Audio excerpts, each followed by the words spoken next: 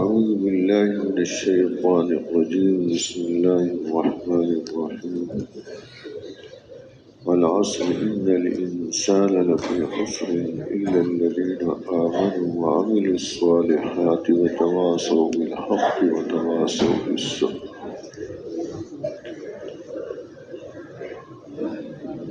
وقال الله عز وجل قل هذه سبيلي أدعو إلى الله على بصيرة أنا ومن اتبعني وسبحان الله وما أنا من المشركين. وقال النبي صلى الله عليه وسلم الخلق عيال الله فأحب الخلق إلى الله من أحسن إلى عياله أو كما قال صلى الله عليه وسلم.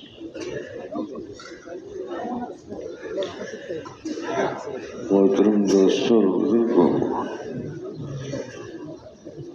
ساری کائنات کے خالق صرف ایک اکیلے اللہ اپنی قدرت سے پیدا فرمایا اور اس انسان کو بھی اپنی قدرت سے پیدا فرمایا، اور یہ ساری مخلوق اس کی خدمت کے لیے لگا دی اور اس کو اپنے لیے آخرت کے لیے پیدا فرمایا۔ یہاں مختصر وقت کے لیے بھیجا ہے اور ایک امتحان کے لیے بھیجا ہے کہ اب اس کے سامنے ایک تو اپنا حال ہے اور ایک اللہ کا امر ہے۔ اب یہ کیا کرتا ہے؟ اس حال کو سامنے رکھ کر اپنی زندگی گزارنے کی ترتیب بناتا ہے یا ہر حال کے متعلق جو اللہ کا امر ہے اس کو سامنے رکھ کر زندگی کی ترتیب بناتا ہے؟ زندگیاں گزر رہی ہیں، عمومی طور پر دو طریقے سے زندگیاں انسان گزار رہے ہیں۔ ایک تو یہ ہے اپنی سوچ اور سمجھ سے، ماحول سے متاثر ہو کر دیکھا دیکھی اپنے حالات میں اپنی زندگی کی ترتیب بنانا کہ اس میں کیا کرنا ہے، اس حال میں کیا کرنا ہے، اپنی سوچ اور سمجھ اور ماحول سے یہ کام کر رہا ہے۔ اور ایک یہ ہے کہ جو اللہ نے اس کو اوامر دیے ہیں وہ اوامر اس کی زندگی سے متعلق ہیں اور وہ اوامر اس کے حالات سے متعلق ہیں کہ جتنے بھی حالات اس پر آئیں گے ان حالات میں یہ اوامر کو سامنے رکھ کر کیسے زندگی گزاریں۔ حالات کا بنانا اور بگاڑنا یہ انسان کے بس کی بات نہیں ہے، یہ اللہ کی طرف سے ہے۔ یہ جو اپنی سوچ استعمال کر رہا ہے کہ فلاں طریقے سے میرے حالات بنیں گے، یہ کوئی یقینی نہیں ہے۔ قوتیں لگ رہی ہیں، محنتیں ہو رہی ہیں، اور ایک محنت وہ ہے کہ مرنے سے پہلے کی زندگی بن جائے۔ اب اس کے لیے حالات کو سامنے رکھ کر یہ دیکھتا ہے مال ہوگا، اسباب ہوں گے، جائیداد، عہدہ، منصب ہوگا تو اس کے حالات ٹھیک ہو جائیں، اور یہ چیزیں اگر اس کے پاس نہیں ہیں تو اس کے حالات ٹھیک نہیں ہوں گے۔ ایک یہ زندگی ہے اور اس کے مطابق اپنے آپ کو چلا رہا ہے، اور عمومیت عام لوگ اس چیز پر چل رہے ہیں اور ان کو تجربے بھی ہو رہے ہیں کہ جو بات سوچی ہے انہوں نے، اول تو مال کا ملنا، اسباب کا حاصل ہو جانا یہ یقینی نہیں ہے، کہ اس نے جو چاہ وہ ہو جائے گا، یہ نہیں ہو سکتا۔ یہ یقینی نہیں ہے کہ اسباب اس کو مل جائیں، اور اگر مل جائیں تو پھر ان اسباب سے فائدہ اٹھانا یہ بھی یقینی نہیں ہے۔ اسباب بہت جمع کر لیے لیکن فائدہ نہیں اٹھا،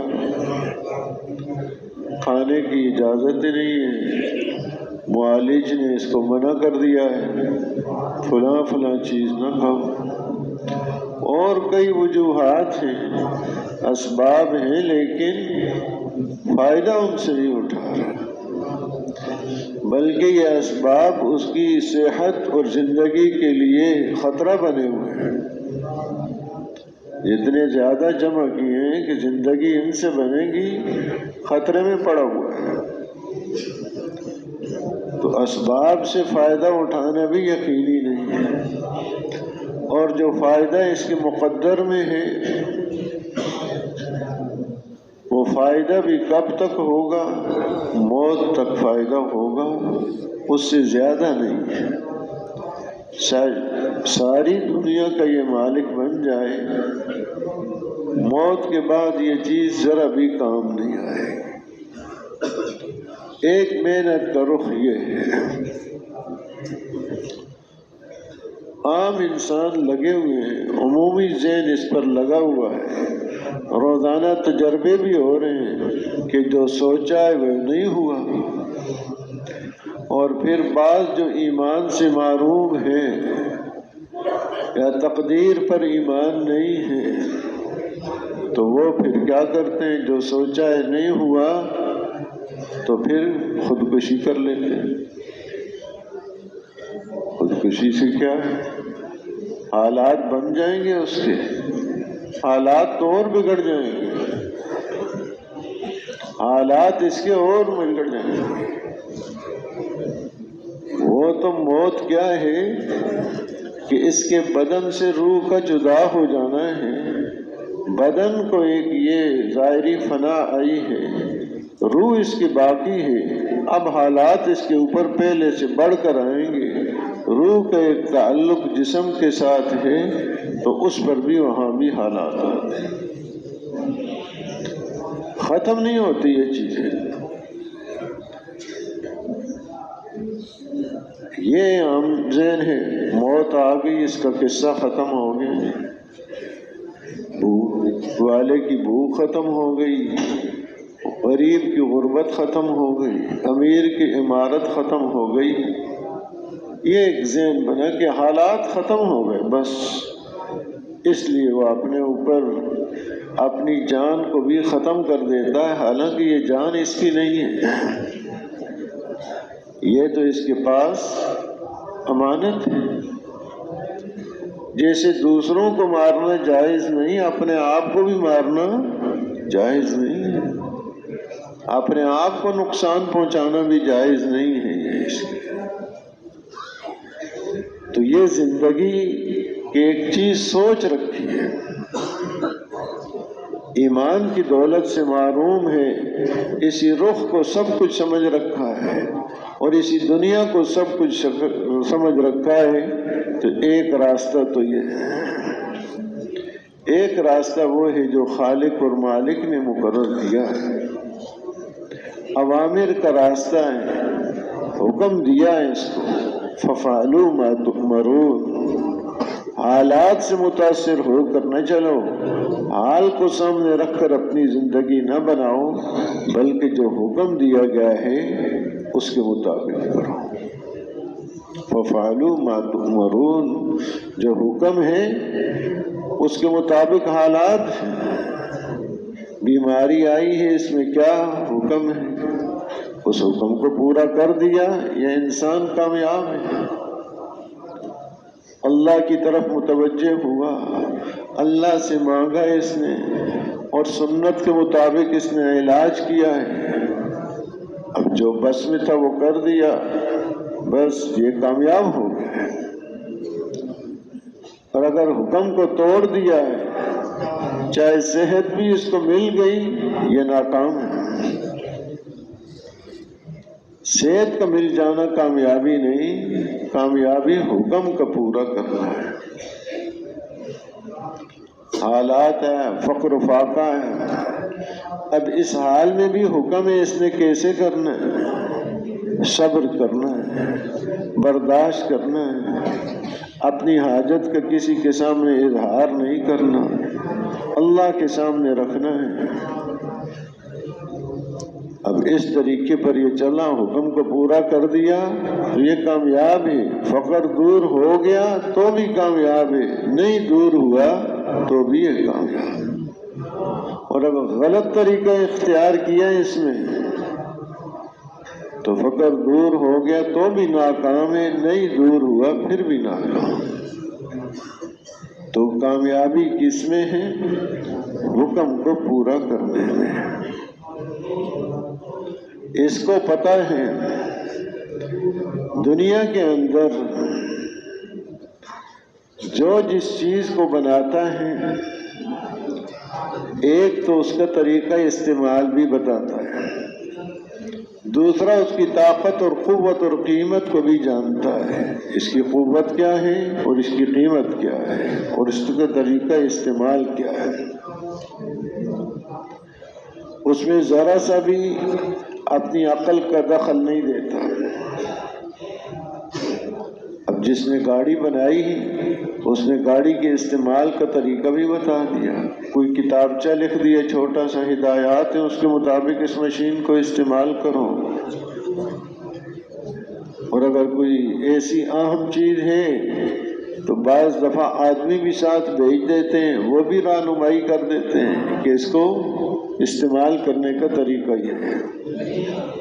اب اس میں یہ کہے نہیں میں تو بہت پڑھا لکھا ہوں، میرے پاس تو بڑی ڈگریاں ہیں، مجھے کیا ضرورت ہے کسی سے پوچھنے کی، میں تو خود استعمال کر لوں گا۔ اب اپنی مرضی سے اس مشین کو استعمال کرے، مثلا گاڑی کو استعمال کرے تو کیا حال ہوگا اس کا کہ یہ مرضی میری ہے، میرا پیسہ اس پر خرچ ہوا ہے، جہاں تیل ڈالنا ہے وہاں پانی ڈال دیا، جہاں پانی ڈالنا ہے وہاں تیل ڈال دیا، کہ میری مرضی ہے۔ کہ جہاں دائیں طرف اشارہ کرنا تھا اس نے بائیں طرف کا اشارہ کر دیا کہ میری مرضی ہے، جہاں روکنا تھا اور وہاں اس نے تیز کر دیا، اس کو چلا دیا، وہ بھئی میرا پیسہ خرچ ہوا، میری مرضی ہے۔ سب جانتے ہیں کیا حال ہوگا اس کا۔ ٹھیک ہے تیرے پاس بہت کچھ ہے، بڑا پڑھا لکھا ہے، بڑی سمجھ ہے، لیکن اب یہاں اپنی سمجھ کو چھوڑنا پڑے گا، بلکہ جس نے گاڑی کو بنایا ہے اس کی سمجھ کو اختیار کرنا پڑے گا۔ وہ جو حکم دے گا اس حکم کے مطابق گاڑی کو استعمال کرے گا کہ یہاں پر تیل ڈالنا ہے، یہاں پر پانی ڈالنا ہے، دائیں طرف جانا ہو تو یہ اشارہ کرنا ہے، یہ کرنا ہے۔ جو اس بنانے والے نے بتایا ہے، جو حکم دیا ہے اس کے مطابق استعمال کرتا ہے۔ لیکن جب اپنا مسئلہ آ جاتا ہے، اپنے اوپر حالات آتے ہیں، اب یہ اس کو بنانے والے کوئی ہیں؟ اس کو بنانے والے اللہ ہیں۔ یخلقکم فی بطون امہاتکم خلقا من بعد خلق فی ظلمات ثلاث، کہ ایک ترتیب کے ساتھ اس کو بنایا اور 3 اندھیروں میں بنایا ہے۔ دنیا کی کوئی مشین اندھیرے میں نہیں بن سکتی، 2 تارے بھی نہیں جوڑ سکتے اندھیرے میں، لیکن اس کو بنانے والے خالق اور مالک ایسی قدرت والے ہیں کہ ماں کے پیٹ کا اندھیرا ہے اور رحم بچہ دانی کا اندھیرا ہے، جس جھلی کے اندر لپٹا ہوا ہوتا ہے اس کا اندھیرا ہے۔ اب ان 3 اندھیروں کے اندر اللہ نے بنایا اور اس کا ہر پرزہ اپنی ٹھیک جگہ پر رکھا ہے۔ آنکھ کہاں رکھنی ہے اس کی، زبان اس کی کہاں رکھنی ہے، دل اس کا کہاں رکھنا ہے، ہاتھ پاؤں کدھر جوڑنے ہیں، بالکل ایسی خوبصورت شکل میں بنایا ہے کہ اس سے زیادہ خوبصورت اس کی شکل ہو نہیں سکتی۔ تو جنہوں نے بنایا ہے وہ جانتے ہیں کہ اس کا طریقہ استعمال کیا ہے، یا اپنے دل کو کیسے استعمال کرے، اپنی آنکھ کو کیسے استعمال کرے، اپنی زبان کو کیسے استعمال کرے، اپنے ہاتھ کو کیسے استعمال کرے، دایاں ہاتھ کہاں استعمال کرنا ہے، بایاں ہاتھ کہاں استعمال کرنا ہے، اتنے طریقے اور آداب اس کو بتا دیے۔ مسجد سے نکلنا ہے تو کون سے پاؤں سے، مسجد میں داخل ہونا ہے تو کون سے پاؤں، بیت الخلاء داخل ہو رہا ہے تو کون سا پاؤں پہلے رکھنا ہے، نکل رہا ہے تو کون سا پاؤں پہلے رکھنا ہے، اس نے پورے ایک طریقے بتائے۔ کھانا ہے تو کون سے ہاتھ سے، پینا ہے تو کون سے ہاتھ سے، کیا اس کے طریقے ہیں، پوری سنتیں اور زندگی حضور اکرم صلی اللہ علیہ وسلم کی بتا دی۔ اب یہ کہے اس سے کیا ہوگا، دائیں سے ہاتھ سے پی لے، بائیں ہاتھ سے پی لے، تو جیسے دائیں طرف اشارہ کرنا تھا بائیں طرف اشارہ کر دیا تو کیا ہوگا گاڑی کا۔ اس کے ساتھ شیطان شریک ہو جائے گا، اللہ کا نام نہیں لیا، بسم اللہ نہیں پڑھا، اس کے ساتھ شیطان شریک ہو جائے گا۔ اور کوئی غلطی ہو گئی تو اس کی اصلاح اور تدارک کی صورت بھی بتا دی۔ شروع میں اگر بسم اللہ نہیں پڑھ سکا تو یاد آ گیا درمیان میں، حتیٰ کہ آخری لقمہ ہے اب بھی طریقہ بتا دیا کہ اس کو کیا کرنا ہے۔ ایسی زندگی ہے اس کی، اپنی مشین کو اور اعضاء و جوارح کو استعمال کرنے کی ایسی احتیاطیں ہیں، ایسے طریقے ہیں کہ جس کا اندازہ نہیں لگا سکتے۔ دنیا کے جس شعبے میں بھی چلا جائے، حضور اکرم صلی اللہ علیہ وسلم کی 23 سالہ مبارک زندگی میں اللہ نے اتنی برکت ڈالی ہے، کوئی آدمی مرد ہے یا عورت، شہر کا ہے دیہات کا ہے، پڑھا لکھا ہے ان پڑھ ہے، وہ یہ نہیں کہہ سکتا کہ میرے لیے کوئی زندگی گزارنے کا راستہ، کوئی نمونہ نہیں ہے۔ حضور اکرم صلی اللہ علیہ وسلم کی مبارک زندگی ہر ایک کے لیے کافی ہے۔ لقد کان لکم فی رسول اللہ اسوۃ حسنہ، بہترین نمونہ ہے۔ ایسی برکت اللہ نے نصیب فرمائی، اور یہ کیا ہے؟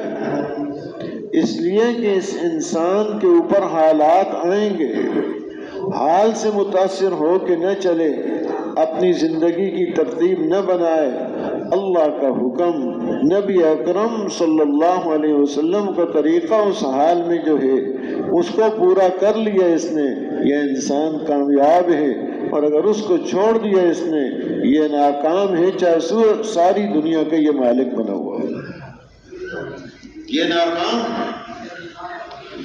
ظاہری چیزوں پر کامیابی اور ناکامی کا دار و مدار نہیں ہے، خود اس کے اپنے استعمال پر ہے، دل کو کیسے استعمال، اعضاء و جوارح کو یہ کیسے استعمال کرے، کامیابی اور ناکامی اس کے ساتھ متعلق ہے، باہر کی چیزوں کے ساتھ کوئی تعلق نہیں ہے۔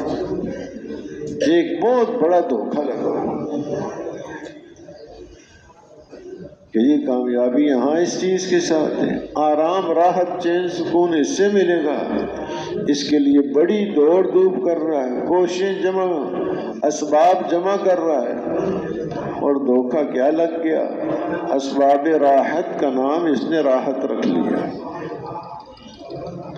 بڑا مکان بنا لیا، خوبصورت مکان بنا لیا، بڑا ایک کمرہ بنا لیا، سکون اس میں اس کو نظر آ رہا ہے، کوئی آواز کہیں سے نہیں آ رہی ہے، اور آرام دہ بستر بڑا ایک خرید لیا ہے بڑا قیمتی، اب اس نے سمجھا کہ میں کامیاب ہو گیا، راحت اطمینان چین سکون مل گیا، یہ راحت اطمینان چین سکون نہیں، یہ اس نے اپنے ایک ظاہری اسباب اختیار کیے، تو اسباب راحت کا نام راحت رکھ دیا۔ راحت تو اللہ کے خزانوں کی طرف سے آتی ہے، چاہے ریت پر پڑا ہوا لیٹ جائے اور سو جائے، اس کے لیے اطمینان چین سکون اور راحت لکھی ہوئی ہے، اس کو وہاں آ جائے گی۔ اور اگر نہیں لکھی ہوئی تو اعلیٰ سے اعلیٰ اسباب اختیار کرنے میں بھی اس کو راحت نصیب نہیں ہو۔ تو محترم دوستو بزرگوں، وقت تھوڑا ہے کہ کون سا راستہ اختیار کرنا ہے، کدھر کو جائیں، کیا کریں، اسی کشمکش میں رہیں۔ آسان راستہ بتا دیا ہے، مشکل بھی کوئی نہیں ہے۔ ان الدین یسر، فرمایا رسول اکرم صلی اللہ علیہ وسلم نے، جس کا مفہوم ہے دین آسان ہے، دین کوئی مشکل نہیں ہے۔ اللہ کے اوامر ان کو سامنے رکھ کر زندگی گزارنا کوئی مشکل نہیں ہے، وہ تو آسان عین اس کی فطرت کے مطابق ہے، اور اس کے اندر قوت اور استعداد اس کی پیدا کر رکھی ہے۔ تو یہ ایک دور ہے جس سے ہم گزر رہے ہیں، کچھ دور گزر کے آ گئے ہیں اور آگے کچھ باقی ہیں۔ اس انسان کو اللہ نے ہمیشہ رکھنا ہے، ختم نہیں کرنا۔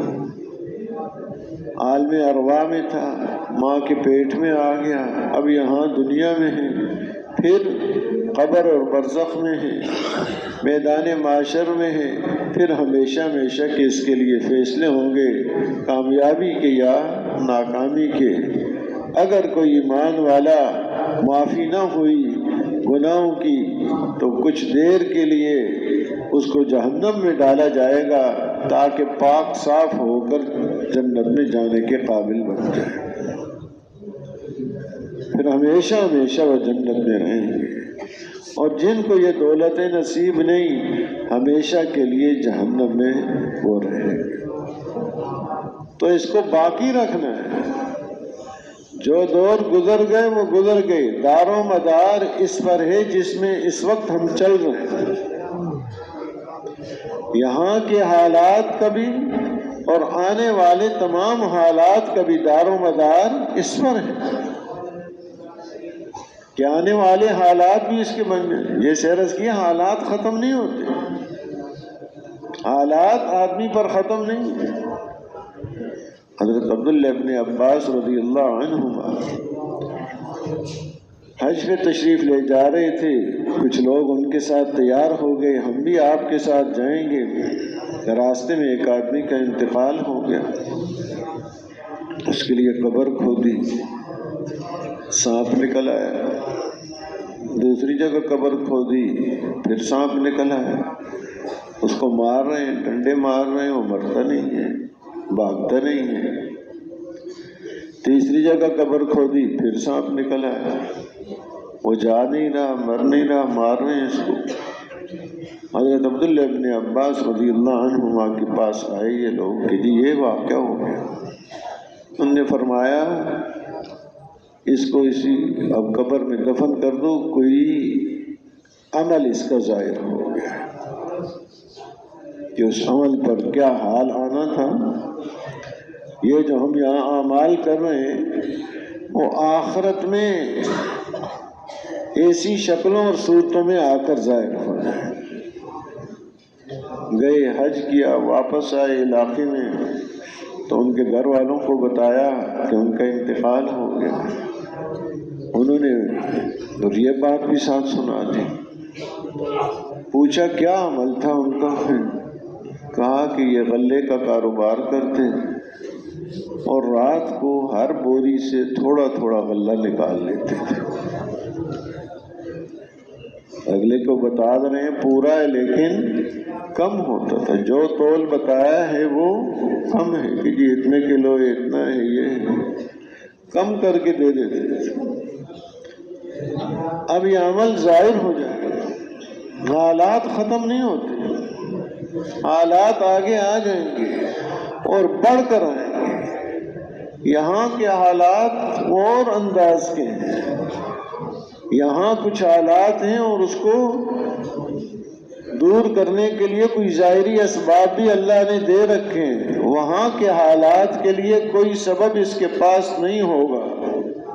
اس کے پاس قبر میں ڈنڈے رکھ دیں، سانپ بچھو آئے تو مار لینا ان کو، یہاں کے ڈنڈے کام نہیں کریں گے۔ اس کوئی روشنیاں لگا دی جائیں اس کی قبر میں، وہاں کے اندھیرے کو یہاں کی روشنی دور نہیں کر سکتی، وہ عالم ہی کچھ ہوگا۔ جیسے ماں کے پیٹ کا عالم ایک اور تھا، عالم ارواح، ہم سب وہاں سے گزر کے آئے ہیں، وہ ایک اور عالم تھا۔ آگے قبر کا ایک عالم ہے، وہ ایک اور عالم ہے۔ وہ یہاں سمجھنا چاہے تو اس کے لیے ایک ہی راستہ ہے، اللہ کی ذات عالی پر ایمان، رسول اکرم صلی اللہ علیہ وسلم پر ایمان کہ جو آپ نے فرمایا ہے وہ حق اور سچ فرمایا ہے، چاہے آنکھ سے نظر آئے یا نظر نہ آئے۔ اس لیے کہ انبیاء علیہ السلام ان کو اللہ پاک نے حقائق دکھا دیے، حضور صلی اللہ علیہ وسلم کو دکھا دیا گیا جنت اور جہنم، بتایا عمر رضی اللہ عنہ کو، ایک محل دیکھا بڑا سفید، اب وہ دیکھ کے ایسے ہی ایک رات دکھا دیا گیا کہ فلاں کام کرنے والوں کو کیا عذاب ہوگا، رشوت کھانے والوں کو کیا عذاب ہوگا، اور زنا والوں کو کیا عذاب ہوگا، وہ ساری چیزیں آپ کو دکھا دی گئی۔ وہ بینا ہیں، دیکھنے والے ہیں، باقی ساری انسانیت اندھی ہے۔ اب اندھے نے اگر بچنا ہے تو راستہ ایک ہی ہے کہ دیکھنے والے کی بات مان کے چلے۔ وہ کہے بھائی کھڈا آ رہا ہے ذرا پاؤں اٹھا کے چلنا، اب کہتا نہیں مانتا اس میں، تو کیا ہوگا، گرے گا مرے، بھائی نالی آ رہی ہے پاؤں بچانا، یہاں سے دائیں طرف ہو جاؤ بائیں طرف ہو جاؤ۔ جیسے وہ بینا اس کو کہے گا، اس کی مانے گا تو یہ منزل تک پہنچ سکتا ہے، اور اگر نہیں مانے گا تو یہ مرے گا، تباہ ہوگا۔ تو بینا حضور اکرم صلی اللہ علیہ وسلم ہے، وہ جو کچھ بتا رہے ہیں وہ حق اور سچ ہے۔ اس لیے پوری انسانیت کی کامیابی اس کے اندر ہے کہ حضور اکرم صلی اللہ علیہ وسلم کی بات کو مانیں گے، ان کے طریقوں کو اختیار کریں۔ تو عرض یہ کر رہا تھا کہ اللہ نے اس کو ہمیشہ کے لیے باقی رکھنا ہے۔ یہاں کے حالات کا دار و مدار، آگے آنے والی تمام منزلوں کے حالات کا دار و مدار وہ کس پر ہے؟ آج کی زندگی پر ہے، آج کے وقت پر ہے، آج بھی نہیں ابھی کے وقت پر ہے۔ آج کا بھی پورا کسی کو پتہ نہیں کہ غروب ہونے تک زندہ رہے گا کہ نہیں رہے گا، ابھی جو پاس موجود ہے وقت، یہ جو حال کا وقفہ ہے، ماضی گزر گیا، مستقبل کا کسی کو پتہ نہیں آنے والا زمانہ، یہ جو حال کا تھوڑا سا وقت اس کے پاس ہے، اس وقت کو کیسے گزارنا ہے اس پر دار و مدار ہے، اور اس کو کیسے گزارنا ہے اس کے لیے کچھ اللہ پاک نے ہلکا سا اختیار اس کو دے رکھا ہے، مجبور نہیں بنایا کہ بھئی کچھ بھی نہیں کر سکتا، آنکھ دی ہے لیکن اختیار دیا ہے، جب غلط چیز آئے تو اس کو نیچے کر سکتا ہے، یعنی کہ نیچے نہیں کر سکتا، کوئی ایسے کوئی سڑیا پیچھے گاڑ دیا گیا ہے اوپر ہی رہے گی نگاہ، یہ نگاہ کو جھکا سکتا ہے، اس لیے حکم دیا قل للمؤمنین یغضوا من ابصارهم ویحفظوا فروجهم ذلک ازکی لهم ان اللہ خبیر بما یصنعون، کہ ایمان والوں سے کہہ دیں کہ اپنی نگاہوں کو جھکا لیں، اپنی شرمگاہوں کی حفاظت کریں، اور یہ ہے سب سے بڑا تزکیہ۔ آدمی کو جو تزکیہ کی دولت نصیب ہوگی وہ اس کی حفاظت سے ہوگی۔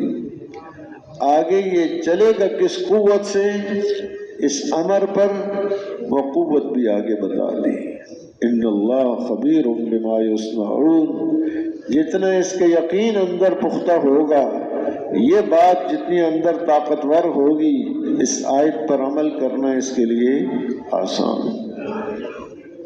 ان اللہ خبیر، کہ بے شک اللہ تعالیٰ باخبر ہیں اس چیز سے جو یہ لوگ کر رہے ہیں۔ یہ نہیں کہ اللہ کو کوئی پتہ نہیں آنکھ کیسے استعمال کر رہا ہے، نہیں، اللہ کو پتہ ہے۔ آنکھوں کی خیانت کو بھی وہ جانتے ہیں۔ حضرت عبداللہ بن مسعود رضی اللہ تعالی عنہ فرماتے ہیں آنکھوں کی خیانت کیا ہے کہ غلط دیکھ رہا تھا، کسی اور نے دیکھا، فوراً نگاہ کو دوسری طرف پھیر لیا، وہ تو سمجھ گیا کہ بھائی یہ غلط نہیں دیکھ رہا، اس کی نگاہ تو صحیح استعمال ہو رہی ہے، لیکن اللہ کو پتہ ہے اس نے یہ جو خیانت کی وہ اللہ کو پتہ لگا، اللہ کے علم میں ہے۔ اب اس کو صحیح چلانے کے لیے اندر کی ایک قوت اور طاقت چاہیے، اختیار اس کو دے رکھا ہے۔ اب آنکھ کو اس نے جھکا لیا، اللہ کا حکم مان لیا، ایمان اور اعمال کی حلاوت اور تزکیہ اس کو نصیب ہو جائے گا۔ اور اگر آنکھ کو اس نے نیچے نہ کیا، دیکھتا رہا مسلسل، تو اس کو کبھی تزکیہ اور ایمان اور اعمال کی حلاوت نصیب نہیں ہو سکتی۔ ہاتھ دیا ہے اس کو، ہاتھ کو کیسے استعمال کریں مجبور نہیں ہے، ہلکا سا اختیار ہے، پورا اختیار نہیں دیا۔ حضرت علی رضی اللہ تعالیٰ عنہ سے کسی نے پوچھا کتنا اختیار دیا ہے، کتنا اس کو مجبور رکھا ہے؟ انہوں نے فرمایا اس آدمی سے ایک پاؤں اٹھاؤ، ٹانگ اٹھاؤ ایک اوپر، کہا آپ اسی وقت دوسرا پاؤں بھی اوپر کر لو۔ میں نے کہا جی ایک وقت میں تو دونوں پاؤں اوپر نہیں ہو سکتے، ایک پاؤں زمین پر ایک۔ کہا اتنا اس کو اختیار بھی دیا اور اتنا ساتھ مجبور بھی رکھا، یہ نہیں کہ جو چاہے یہ وہ کرے گا، یہ بھی نہیں۔ یہ بوڑھا ہونا نہیں چاہتا، بوڑھا ہو کے رہے گا، بیمار ہونا نہیں چاہتا، بیماری آئے گی تو یہ بیمار ہو کے رہے گا، یہ مرنا نہیں چاہتا، موت تو آ کے رہے گی۔ ہلکا سا اختیار دیا ہے، ہاتھ کو کیسے استعمال کرے؟ یتیم بچے کے سر پر ہاتھ پھیرے اللہ کو راضی کرنے کے لیے، اور یتیم بچے کو مار کر منہ سے بھی لقمہ نکال لے، کیسے استعمال کر رہا ہے یہ ہاتھ کو؟ اختیار دونوں دے رکھے ہیں اس کو،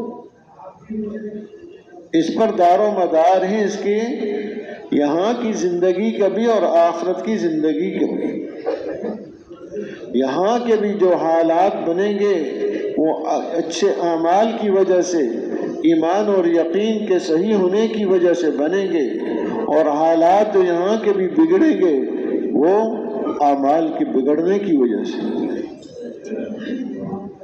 یہ ہو نہیں سکتا اعمال بگڑے ہوئے ہوں حالات اچھے بن جائیں، بالکل نہیں ہو سکتا۔ ظاہری کوئی نقشہ زیب و زینت کوئی دھوکہ لگ سکتا ہے۔ قارون کے اعمال بگڑے ہوئے تھے، ظاہری نقشہ بنا ہوا نظر آ رہا ہے، دوسرے بھی کہتے ہیں جب اس کو دیکھتے ہیں بڑی زیب و زینت کے ساتھ، بڑے مال کے ساتھ نکل رہا ہے، تو کہتے ہیں یا لیت لنا مثل ما اوتی قارون انہ لذو حظ عظیم، کاش ہمیں بھی ایسا مل جاتا، یہ تو بڑے نصیبے والا ہے۔ اب اس کو کیا کہہ رہے ہیں؟ بڑے نصیبے والا ہے۔ آج بھی یہی باتیں ہو رہی ہیں۔ قرآن پاک میں جو اللہ پاک نے بیان کیا قوموں کے حالات ہیں، افراد کے حالات ہیں، یہ کوئی تاریخ نہیں بیان ہو رہی، یہ تاریخ کی کتاب ہے، یہ ہدایت کی کتاب ہے۔ ہدایت ہے کہ اگر زندگی بگڑی ہوئی ہے، ظاہری نقشہ بنا ہوا ہے، تو دھوکہ نہ کھانا ہے اس سے۔ یہ ایک مہلت دی گئی، ڈیل دی گئی ہے اس کو، جیسے چوہے کو پکڑنے کے لیے روٹی پر دیسی گھی لگا دیا، بڑی خوشبو آ رہی ہے، تو یہ تو بڑا مزیدار لقمہ ہے، یہ مزیدار لقمہ اس کو پکڑنے کے لیے،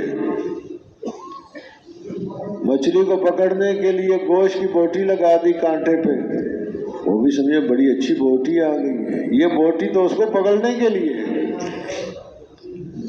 ظاہری نقشے سے متاثر ہو کر یہ کہنے لگے یہ بڑا نصیبے والا ہے۔ قال الذين اوتوا العلم ويلكم ثواب الله خير لمن آمن وعمل صالحا ولا يلقاها الا الصابرون۔ علم والے جو دنیا سے بے رغبت تھے وہ کہنے لگے کیا کہہ رہے ہو، ہلاکت تو تمہارے لیے ہے، یہ ایسی باتیں۔ ثواب اللہ کی طرف سے جو ثواب ملتا ہے اس آدمی کو جو ایمان لایا اور اچھے عمل کیے، یہ چیز بہتر ہے۔ یہ جس کو تم کہہ رہے ہو اور للچائی ہوئی نگاہوں سے کہہ رہے ہو کاش کہ ہمیں بھی مل جاتا ہے، یہ چیز بہتر نہیں۔ اللہ کی طرف سے جو ایمان اور اچھے عمل والے کو ملتا ہے وہ چیز بہتر ہے۔ ہاں یہ چیز ملا کرتی ہے انہی لوگوں کو جو صبر کرنے والے اور جمنے والے ہوتے ہیں۔ اب ظاہری نقشہ بنا ہوا ہے، ظاہری حالات بنے ہوئے ہیں، لیکن اوامر کو توڑ رہا ہے، اللہ کے حکموں کو توڑ رہا ہے۔ اب جب پکڑ آئی تو زمین تک، یہ قیامت تک یہ دھنستا رہے گا زمین کے اندر، اس کے اوپر ہی اس کے سارا سامان مال و دولت رکھ دیا گیا تاکہ وہ بھی اسی کے ساتھ جائے، کہ جس سے یہ سمجھ رہے ہیں زندگی بنے گی، زندگی بننے کا سبب نہیں، غلط استعمال کیا ہے تو زندگی بگاڑنے کا، یہاں کی بھی اور آخرت کی بھی۔ تو یہ ہو نہیں سکتا کہ زندگی اعمال کے اعتبار سے بگڑی ہوئی ہو اور وہ کامیاب ہو جائے۔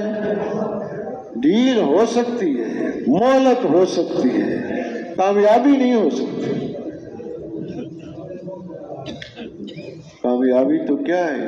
فمن زحزح عن النار وادخل الجنہ فقد فاز۔ جو جہنم سے بچا لیا گیا اور جنت میں داخل کر دیا گیا، یقیناً یہ کامیاب ہو گیا، یہ ہے کامیابی۔ ومن یطع اللہ ورسولہ فقد فاز فوزا عظیما۔ جس نے اللہ اور اللہ کے رسول صلی اللہ علیہ وسلم کی اطاعت کی، اس نے بہت بڑی کامیابی حاصل کی۔ کامیابی یہ ہے۔ اب ظاہری نقشہ سیدنا یوسف علیہ السلام کا کہ بھائیوں نے کنویں میں پھینک دیا، غلام بنا کر 2 دفعہ بیچا گیا، غلام بن کر زندگی گزار رہے ہیں، آگے ایک بڑا امتحان آ گیا، لیکن زندگی ٹھیک گزر رہی ہے، ایمان والی، تقوی والی، صبر والی زندگی گزر رہی ہے۔ بہت بڑے امتحان سے اللہ نے بچایا کہ دروازے خود بخود کھلتے گئے اور وہ اس امتحان سے بچ گئے کہ غلط کام کی طرف وہ دعوت دے رہی ہے، بلا رہی ہے، اللہ نے بچا لیا۔ اور پھر فرمایا کہ ان حالات سے، کہ یہ جو اوپر حالات آ رہے ہیں، احب الیہ، مجھے زیادہ پسند ہے چلے جاؤں جیل کے اندر کہ وہاں پر کوئی ایسی چیز کسی پر نگاہ ہی نہ پڑے۔ اب یہ بھی حالات آئے، لیکن ہر حال میں اللہ کا حکم پورا کرتے جا رہے ہیں۔ وہاں جو ساتھی ہیں جیل میں، ان کے ساتھ ان کو دعوت بھی دے رہے ہیں۔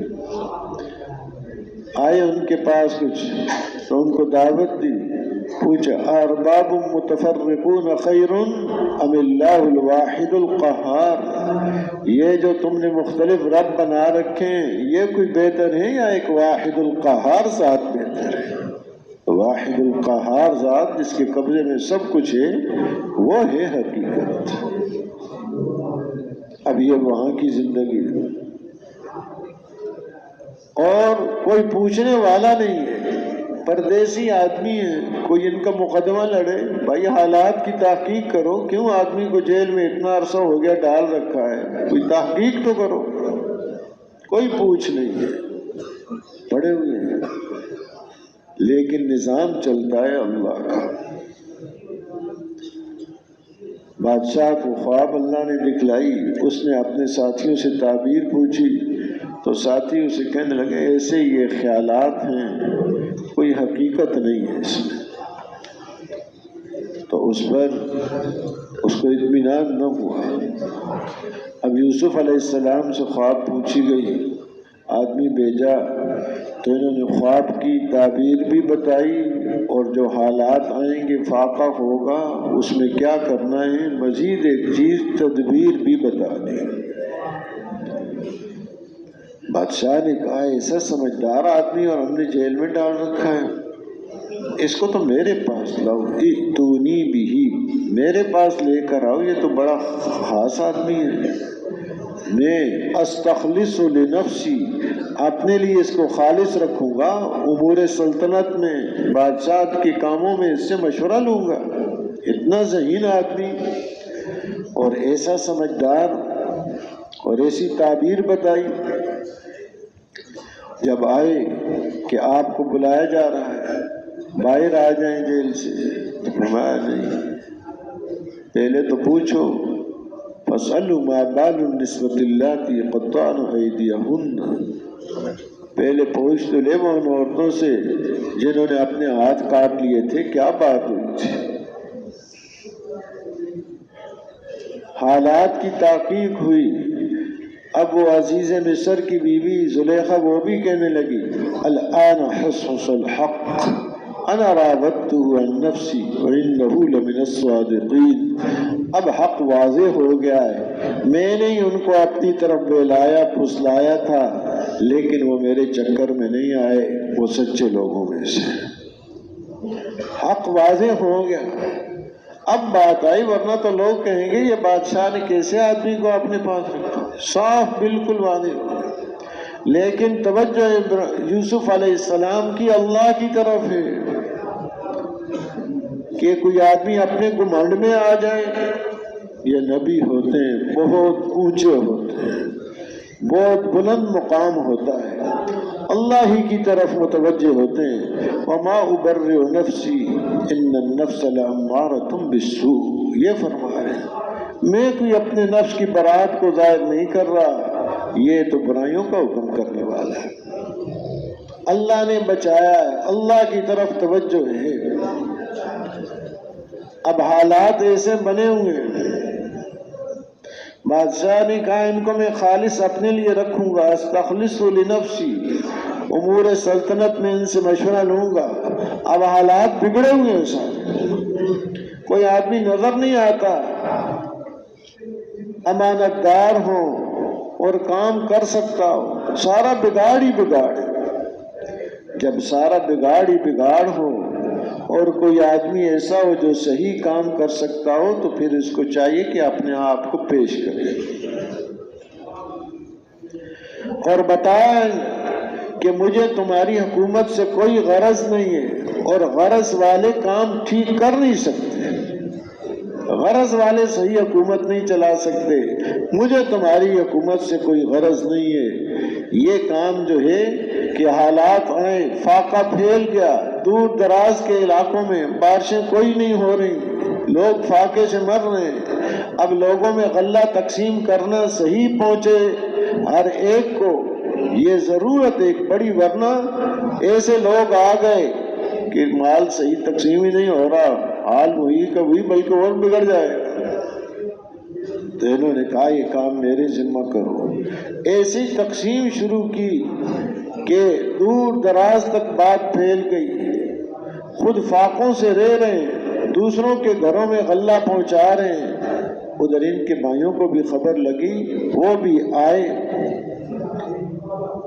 غلہ لینے کے لیے، انہوں نے تو دیکھتے ہی پہچان لیا یہ میرے بھائی ہیں، لیکن وہ نہ پہچان سکے۔ ایک دفعہ آئے، دوسری دفعہ آئے، تیسری دفعہ آئے تو بات سامنے رکھی، وہ پہچان نہیں رہے تھے۔ جب بات سامنے رکھی، اب کہنے اچھا آپ یوسف ہیں، انت یوسف، تو فرمایا ہاں انا یوسف وہذا اخی، اور یہ ہے میرے بھائی، قد من اللہ علینا انہ من یتقی ویصبر فإن اللہ لا یضیع اجر المحسنین، کہ اللہ پاک نے میرے اوپر احسان فرمایا ہے۔ حالات کیسے آئے ہیں، ظاہری نقشہ کیسا نظر آ رہا ہے، لیکن ایمان کی دولت ہے، تقوی کی دولت ہے۔ بھائی تعجب کر رہے ہیں ہم نے کیا معاملہ کیا اور یہ کہاں پہنچے ہوئے ہیں، تو بتائیے تعجب کی بات نہیں ہے، اللہ کا قاعدہ ہے اور قانون ہے، من یتقی ویصبر فإن اللہ لا یضیع اجر المحسنین، جو بھی تقوی اختیار کرے گا، صبر اختیار کرے گا، اللہ پاک نیکی کرنے والوں کے اجر کو ضائع نہیں کیا کرتے۔ تو یہ قاعدہ ہے، یہ بتا دیا کہ تم حیران ہو رہے ہو، حیرانگی کی کیا بات ہے؟ کوئی بھی ہو، کسی زمانے میں بھی ہو، تقوی اختیار کر لیا، اللہ کا ڈر ہے دل کے اندر، اللہ کی نافرمانی سے یہ ڈرتا ہے، یہ چیزیں اس کو نصیب ہیں، حالات آئے کوئی اس میں صبر کرتا ہے، جزا فضا شکوہ شکایت نہیں کرتا، تو اللہ پاک ایسے لوگوں کے اجر کو ضائع نہیں کرتے، دنیا میں بھی عطا فرماتے ہیں اور آخرت میں بھی عطا فرماتے ہیں۔ تو یہ ہے حالات کا نقشہ ظاہری کیسا ہی ہو، بنا ہوا ہے یا بگڑا ہوا ہے، اس پر دار و مدار نہیں ہے۔ یہاں کی دنیا کے یہ نقشے جیسے دو قصے عرض کر دیے، قارون کا نقشہ بنا ہوا نظر آ رہا ہے، ایمان اعمال بگڑا ہوا ہے، وہ تباہ ہو کے رہ گیا۔ یوسف علیہ السلام کا نقشہ کیسے حالات آ رہے ہیں، ایمان ہے، تقوی ہے، صبر کی دولت سے اللہ نے نوازا ہوا ہے، اللہ پاک نے دنیا کی بھی عزتیں اور آخرت کی بھی عزتیں نصیب فرمائی ہیں۔ یہ انسان کو اللہ نے اختیار دے رکھا ہے، اب کیسے چلنا ہے کہ یہاں کے حالات، آگے آنے والی تمام منزلوں کے حالات، اس کا دار و مدار آج پر، میں نے عرض کیا ابھی پر، اب کیا کرنا ہے میں، اب میرا وقت کیسے گزرے، کیونکہ ہمارے پاس یہی ہے، آگے کا پتہ کوئی نہیں، اس سانس کے بعد دوسرا سانس ہے کہ نہیں ہے، جو اندر گیا ہے سانس باہر بھی آ سکتا ہے کہ نہیں آ سکتا۔ تو جو ابھی میرے پاس لمحہ ہے وہ ایسے گزرے کہ اللہ پاک راضی ہو جائیں، اس لمحے سے یہاں کی زندگی بھی بنے گی، آخرت کی بھی تمام زندگی حالات جو آئیں گے وہ اس پر بنیں گے۔ اس کے لیے انسان کو اللہ نے اختیار دیا ہے، حالات کا تعلق ظاہری اسباب سے نہیں جوڑا، مال ہوگا تو حالات بنیں گے، نہیں ہوگا تو نہیں بنیں گے، بلکہ حالات کا تعلق جوڑا ہے اس کے جسم سے نکلنے والے اعمال کے ساتھ، اس کے دل کی کیفیت کیا ہے، حالات کو اس کے ساتھ جوڑ رکھا ہے۔ اور جسم سے نکلنے والے جو اعمال ہیں وہ اعمال بھی مال و دولت اور اسباب کے ساتھ ان کا کوئی تعلق نہیں کہ مال ہوگا تو اس کی آنکھ دیکھے گی، یہ غریب آدمی ہے اس کی آنکھ نہیں دیکھ سکتی، مال ہوگا تو اس کے کان سنیں گے، زبان بولے گی، یہ غریب فقیر آدمی ہے، مال نہیں ہے اس کی زبان بولتی نہیں ہے، بالکل نہیں جوڑا۔ ان اعضاء و جوارح کا استعمال، ان اعمال کا استعمال مال کے ساتھ نہیں جوڑا، جیسے حالات کو مال کے ساتھ نہیں جوڑا اسباب کے ساتھ، ایسے ہی اس کے جسم کا استعمال بھی اسباب کے ساتھ نہیں جوڑا بلکہ اعضاء و جوارح کا استعمال دل کے ساتھ جوڑا۔ اس لیے حضور اکرم صلی اللہ علیہ وسلم کے ارشاد گرامی کا مفہوم یہ ہے، الا ان فی الجسد لمضغة اذا صلحت صلح الجسد كله واذا فسدت فسد الجسد كله الا وهي القلب، کہ انسان کے جسم میں گوشت کا ایک ٹکڑا ہے، ہمارا توجہ سے سن لو، یعنی تنبیہ کر رہے ہیں پہلے سے، کوئی ایسی عام بات نہیں ہے، اور نبی کی تو کوئی بات بھی علیہ الصلاۃ والسلام کی کوئی بات بھی عام نہیں ہوتی، ہر بات ہدایت ہی ہدایت ہے، کامیابی کامیابی ہے، لیکن پھر بھی بعض چیزوں پر خاص طور سے متنبہ کرنے کے لیے الا خبردار، توجہ سے سن لو، انسان کے جسم میں ایک گوشت کا ٹکڑا ہے، اگر وہ درست اور صحیح ہو جائے تو سارا جسم درست اور صحیح ہو جاتا ہے، اور اگر وہ بگڑ جائے تو سارا جسم اس کا بگڑ جاتا ہے۔ پھر فرمایا الا، توجہ سے غور سے سن لو اس بات کو کہ وہ گوشت کا ٹکڑا دل ہے،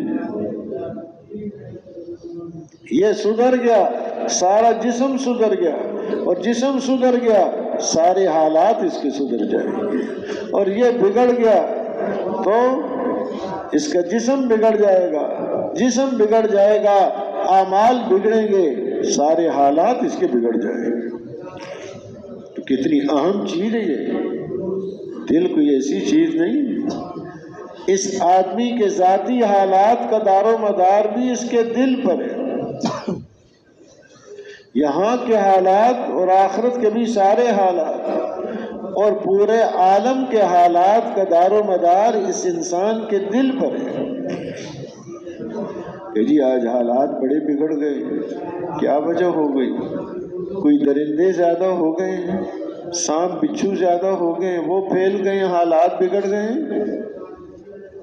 ان کی وجہ سے تو حالات نہیں بگڑے، بلکہ یہ انسان انسانیت سے نکل کر درندہ بنا ہوا ہے، حالات اس سے بگڑے۔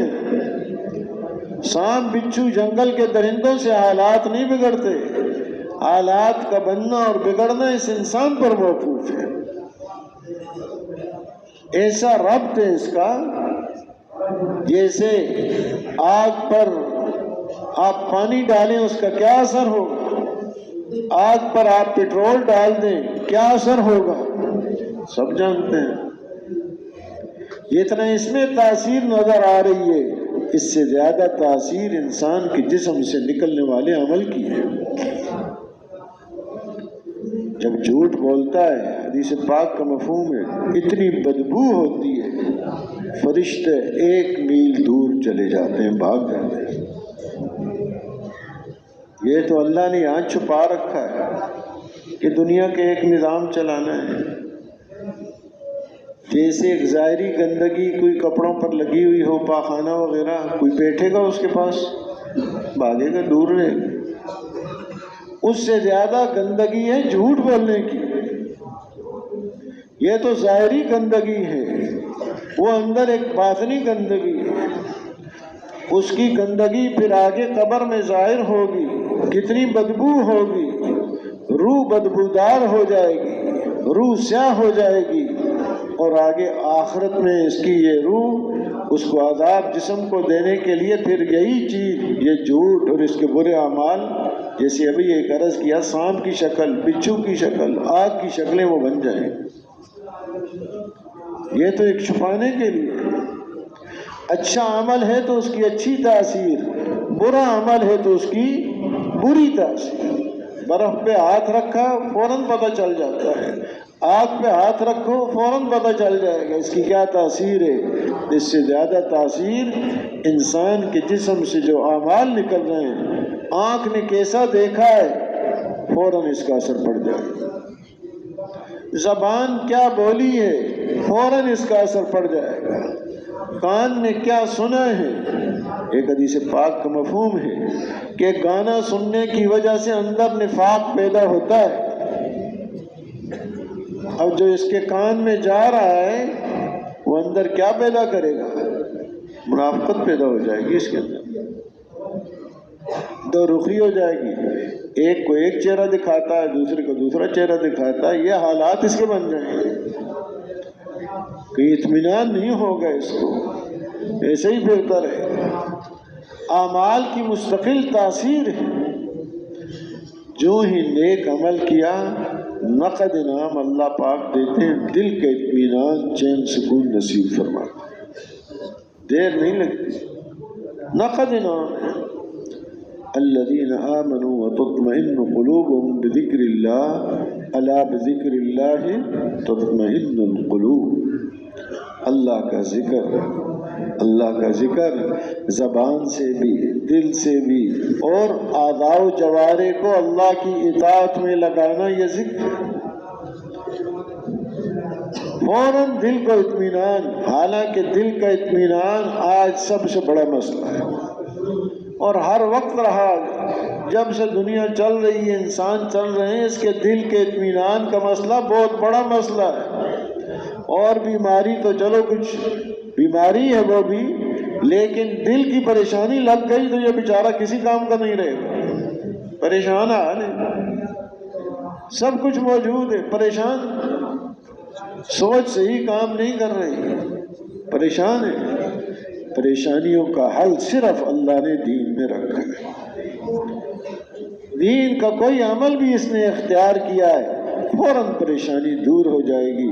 دوسرا نقد انعام یہ عطا فرماتے ہیں، اس کو دوسری نیکی کی توفیق مل جاتی ہے،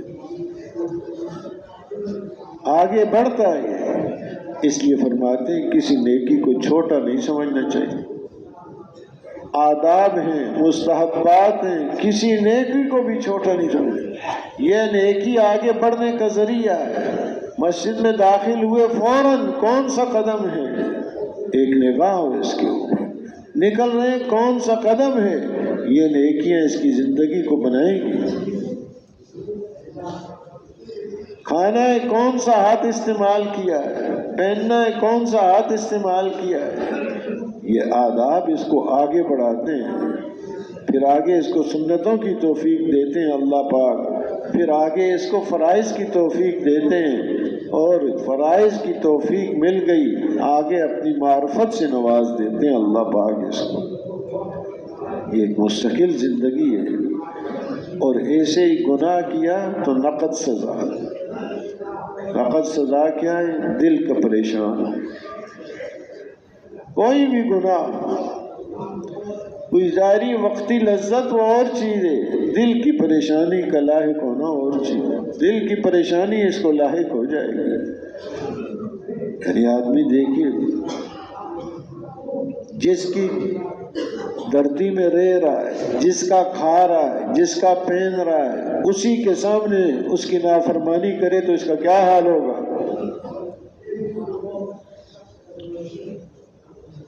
اللہ ہی نے سب کچھ دیا ہے، جان، مال، قوت، اور اسی کا کھا رہا ہے، اسی کی زمین پر رہ رہا ہے، اسی کا پانی پی رہا ہے، اسی کے خلاف کرے گا تو یہ مطمئن رہ سکتا ہے؟ اسی کے سامنے کر رہا ہے، چھپ تو سکتا نہیں کہیں،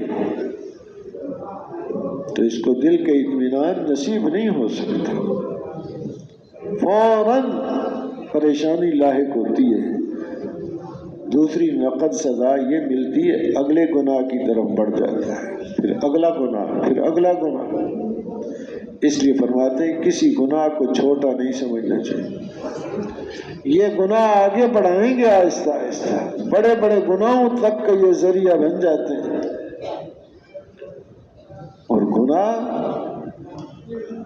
مثال کے طور پر ایک بچھو ہے، اب یہ کہیں چھوٹا بچھو ہے، کوئی بات نہیں، پکڑ لیتا ہوں، چھوٹا بچھو بڑا بچھو کیا خیال ہے، چھوڑے گا وہ اس کو؟ وہ تو ڈنگ مارے گا، وہ تو ڈس کے رہے گا اس کو۔ اس کی تکلیف سے زیادہ تکلیف اس گناہ کی ہے۔ اور بعض علماء تو یہ فرماتے ہیں ایک صغیرہ گناہ، کبیرہ گناہ، یہ بھی گناہوں کی آپس میں نسبت کے اعتبار سے کہ فلاں غلام فلاں کے اعتبار سے چھوٹا ہے اور یہ اس سے بڑا ہے، ورنہ اللہ کی عظمت اور بڑائی اور اللہ کی شان کو دیکھا جائے تو ہر گناہ بڑا ہے، کیونکہ جس کا کھا رہا ہے اسی کے خلاف کر رہا ہے، جس نے یہ اعضاء و جوارح دیے اسی کے خلاف استعمال کر رہا ہے، اور وہ بڑی عظیم ذات ہے۔ جیسے بے ادبی کرنا کسی کی بھی بے ادبی ہے، لیکن والد کی بے ادبی اور گستاخی کرے تو تھوڑا سا غصے کی نگاہ سے دیکھ لے تو اس کو بہت بڑا بے ادب کہیں گے، کیونکہ والد کے احسانات ہیں اس کے اوپر، والدہ کے احسانات ہیں اس کے اوپر، جنہوں نے احسانات کیا ان کو بھی ایک ترچھی نگاہ سے دیکھ رہا ہے، یہ تو بڑا گستاخ آدمی ہے، حالانکہ والد والدہ نے پیدا نہیں کیا، کس نے پیدا کیا؟ اللہ نے، وہ تو ایک ظاہری وجود کا سبب ہے۔ تو جیسے والد والدہ کی معمولی سی نافرمانی بھی بڑی نافرمانی شمار ہوگی، اللہ کی ذات عالی کی ہر نافرمانی وہ بڑی نافرمانی ہے۔ تو یہ اختیار دے رکھا ہے اس کو اللہ پاک نے، اپنے اختیار کو یہ کیسے استعمال کر رہا ہے، وقت یہی ہے، صحیح استعمال کرے، اس کے حالات یہاں کے بھی اور آخرت کے بھی صحیح، غلط استعمال کیا اپنے اختیار کو، یہاں کے بھی اور آخرت کے بھی حالات بگڑ جائیں گے۔ اور جیسے عرض کیا، مال اسباب کے ساتھ نہ حالات کا تعلق ہے، نہ اس کے اعضاء کے استعمال کا تعلق ہے، تعلق کس کے ساتھ ہے؟ دل کے ساتھ ہے۔ تو دل کو یہ بنا ہے، حالات لانے والی ذات اللہ ہے،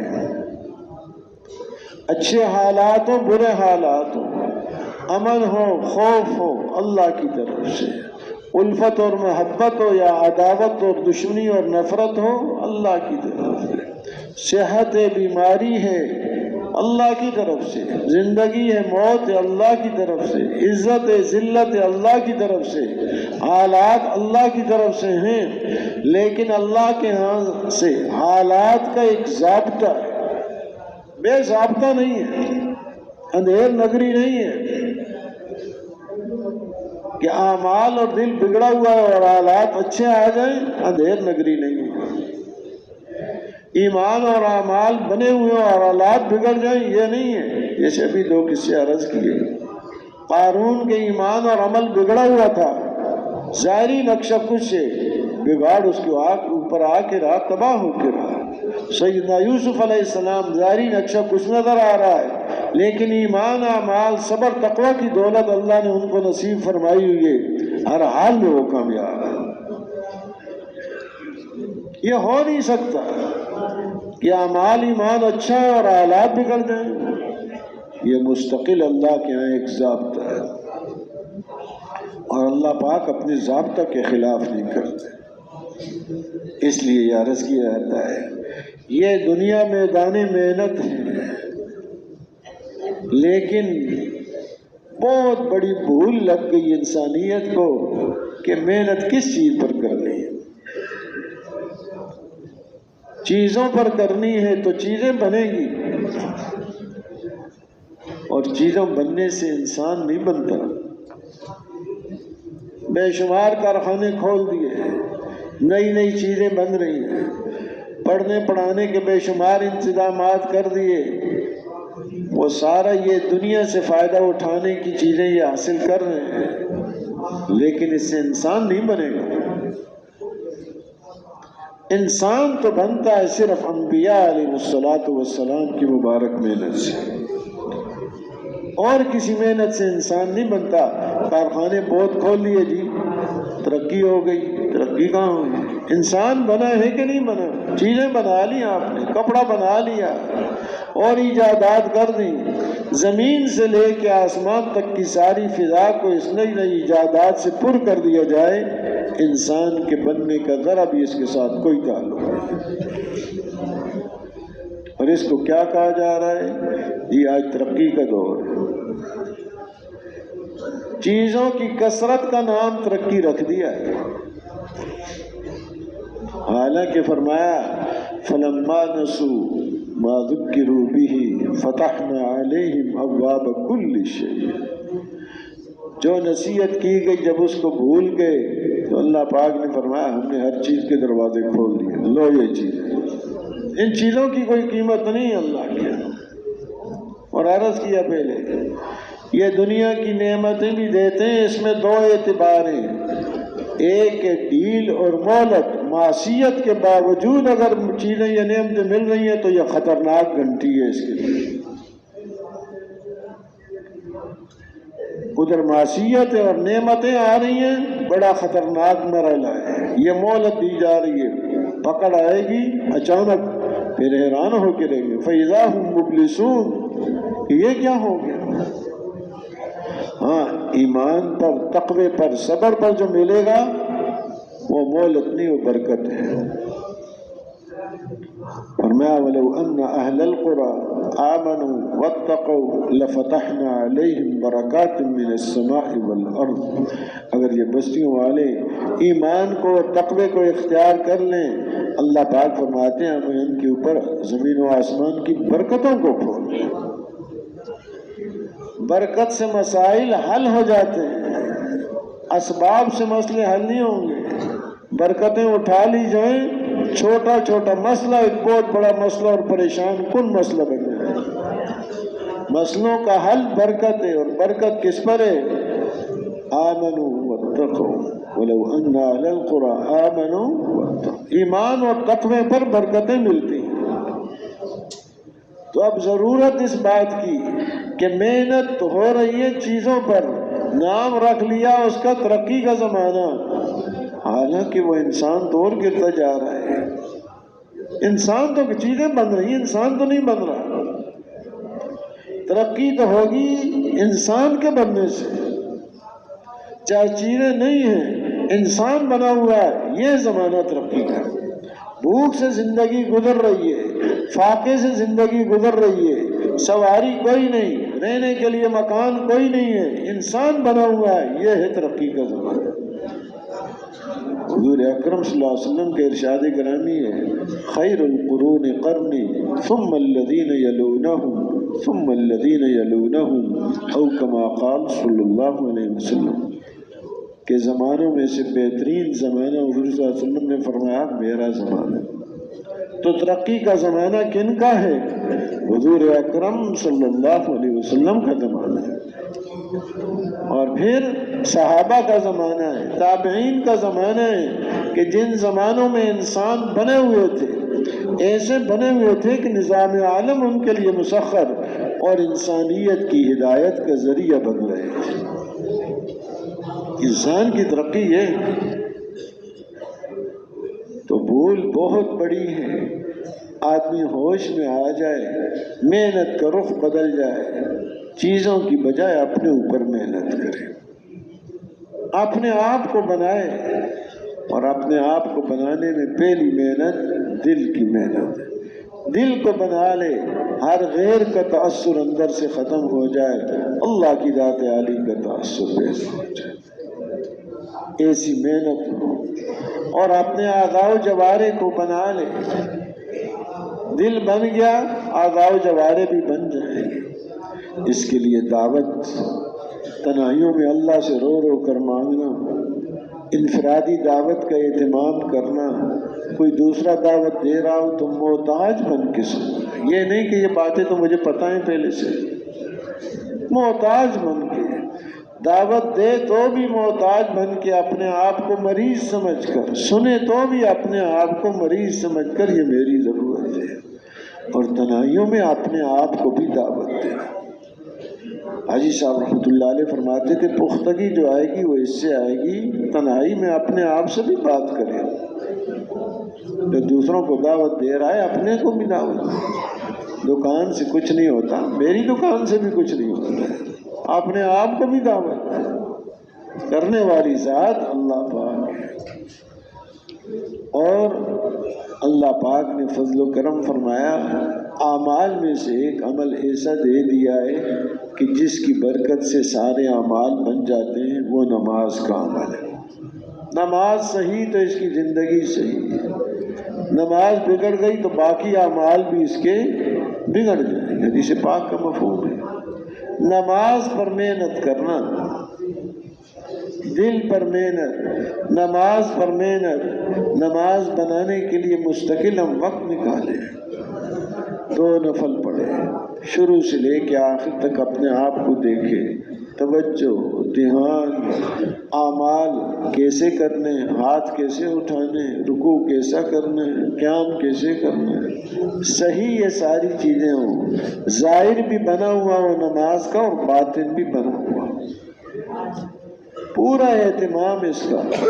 یہ زندگی اللہ نے اس کے لیے دی ہے، اب اللہ کے راستے میں نکلے ہوئے ہیں، اور کوئی ہماری مشغولی تو ہے نہیں، اپنے اوپر محنت کرنا، دوسروں کو دعوت دینا، اس سے مقصود بھی کیا ہے؟ میں بیمار ہوں، میرا مسئلہ حل ہو جائے، میرا علاج ہو جائے، اعمال کی دعوت، ایمان کی دعوت، نگاہ اپنے اوپر ہو تو اب نماز بن گئی انشاءاللہ۔ سارے عمل اللہ نے فرمایا، حدیث پاک کا مفہوم ہے،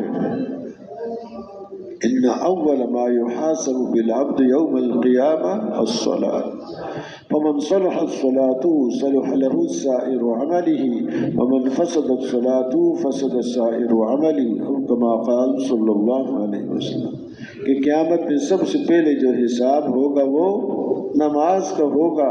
جس کی نماز صحیح نکل آئی اس کے باقی اعمال بھی صحیح نکلیں گے، جس کی نماز خراب نکلی، فاسد ہوئی، باقی اعمال بھی خراب اور فاسد۔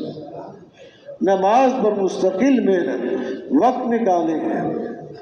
کوئی ذمہ فرائض پہلے سے ہیں ان کو تو پورا کرنا بہت ضروری ہے، اور وقت نکال کر اپنے اوپر محنت کریں۔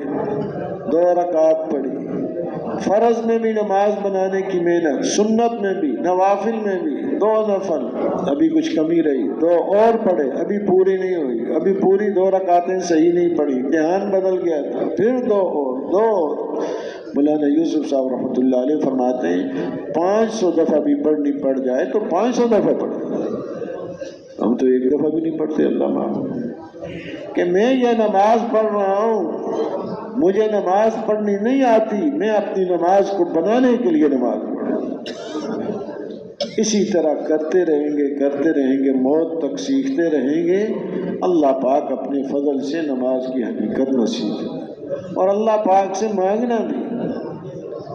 تو یہ ایک محنت کا وقت اللہ نے دیا ہے۔ جب یہاں نکلنے کے زمانے میں ان چیزوں کا اہتمام ہوگا تو انشاءاللہ اپنے مقام پر اور پوری زندگی ان کا، کیونکہ وہاں پر بھی یہی محنت کرنی ہے۔ یہ نہیں کہ یہاں تو دل ہے اور جسم ہے تو گھر گئے تو دل نہیں ہے، وہاں بھی دل بنانے کی محنت کرنی ہے۔ اعضاء و جوارح صحیح استعمال ہو جائیں، وہاں بھی یہی محنت ہے۔ اپنی نماز پر محنت، خود بھی اور دوسروں کو بھی اس پر ڈالنا ہے۔ تو اللہ کا انتہائی فضل و کرم ہوا کہ اپنے راستے میں نکلنے کی توفیق عطا فرمائے، ورنہ ایک غفلت کے ماحول میں ہم پڑے ہوئے ہیں۔ کس میں زندگیاں گزر رہی ہیں، صبح سے شام تک دوڑ، اور شام سے صبح تک کدھر کو ہو رہی ہے۔ اب اللہ نے موقع دیا ہے، اس وقت کا ایک ایک لمحہ ہم سنبھال کر استعمال کریں، تاکہ اللہ پاک کو ایسا پسند آ جائے کہ ساری زندگی ہمیں اپنی سنبھال کر استعمال کرنے کی توفیق عطا فرمائے۔